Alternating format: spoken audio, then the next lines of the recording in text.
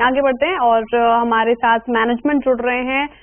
IT infrastructure solutions company black box के management से बातचीत होगी। Q4 में कंपनी की जो रेवेन्यू है वो 4% और मुनाफा 48% बढ़ा है। एबिटा ग्रोथ 21% रही। मार्जिन में भी करीब 1% से ज्यादा की बढ़त देखने को मिल रही है। नतीजे और ग्रोथ आउटलुक पर बातचीत करने के लिए हमारे साथ जुड़ रहे हैं कंपनी के प्रेसिडेंट और सीईओ संजीव वर्मा जी। संजीव जी, बहुत स्वागत है आपका सीएनबीसी आवाज पर। सुप्रभात, वेरी गुड मॉर्निंग।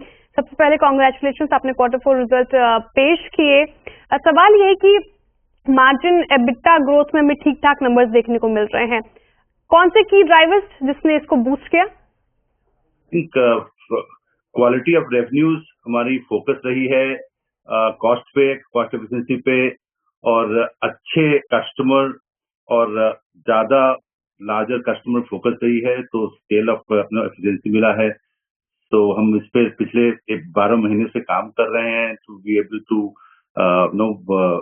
सुधार लाने की।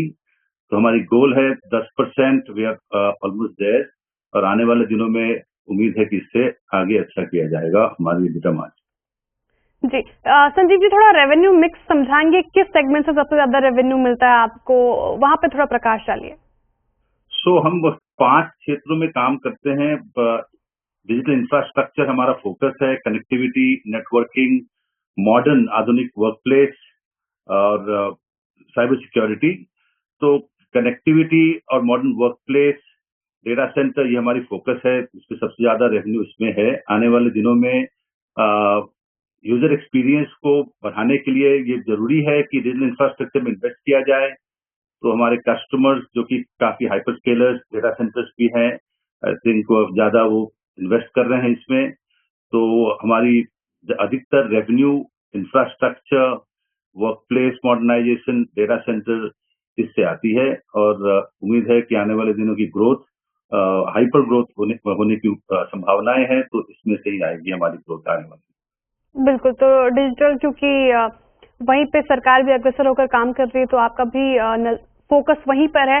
संजीव जी, एक्सपेंशन कोई प्लान कर रहे हैं कि आने वाले वक्त में फाइनेंशियल ईयर 26 को लेकर आपका आउटलुक, एक्सपेंशन स्ट्रैटेजी भी जानना चाहूंगे आपसे। तो हमारी आने वाली साल 2026 में फोरकास्ट है 13 से 17% की ऑर्गेनिक ग्रोथ की फोरकास्ट है।